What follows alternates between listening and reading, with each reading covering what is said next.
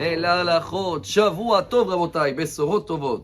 On est le 28 dans le mois de Shvat, en hébreu Koach. Et je pense qu'il y a un message extraordinaire qui nous donne beaucoup de force, qui est lié pour chaque année. Parce que toujours, quand on rentre dans le mois d'Adar, que pour cette année on a un double Adar, et tous les ans un Dar normal, on est en plein sujet de la construction pas du temple, du tabernacle. Vous avez remarqué combien des versets, la Torah, elle va nous raconter que le monde il a été créé. Prenez Bereshit, depuis le premier jour jusqu'à Yom HaShishi, toute la création du monde, combien 31 versets. C'est tout pour tout le monde, le cosmos, les arbres, les plantes, les animaux. Et combien pour le tabernacle provisoire 450 versets. À partir de cette semaine, 5 parachiotes qui parlent que de ça. Et il devait durer quelques jours, 40 ans. Mais après, quand on est rentré en Israël, ils ont construit le premier temple et le deuxième temple. C'est plus les mêmes dimensions que dans les parachiotes. Alors je comprends pas. Il y a une logique. Tout le monde merveilleux, 31 versets et 450 pour un temple, un tabernacle provisoire. Voilà le message qui va nous donner beaucoup de force au nom du Al-Shir HaKadosh. Rabbi Moshe Al-Shir. Vous avez tous entendu parler de lui, un des élèves du Rabbi Yosef Karo, le Shulchan Aruch. Né en Turquie, décédé à Tzfat, il avait 2 yeshivot à Tzfat, décédé dans l'année 1600 pile. Et lui, il nous dit la phrase qu'on va la répéter beaucoup cette semaine.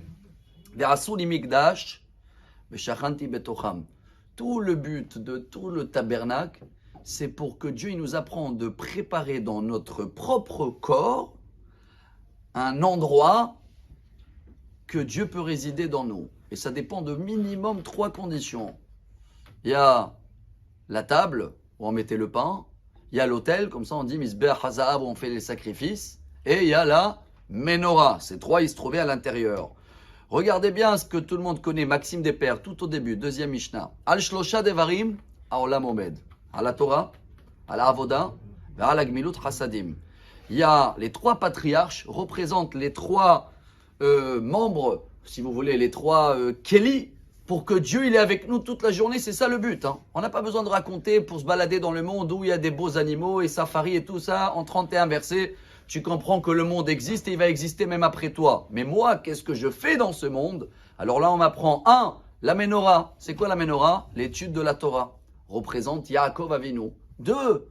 L'autel, les sacrifices. C'est quoi les sacrifices aujourd'hui? C'est la prière. Chaque moment de prière, c'est un sacrifice de ton temps que tu donnes au bon Dieu. Et qui représente le sacrifice? Yitzhak, bravo. Et le dernier, c'est quoi la table?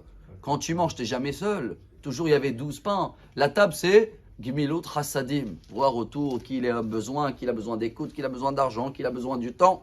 Qui représente ça?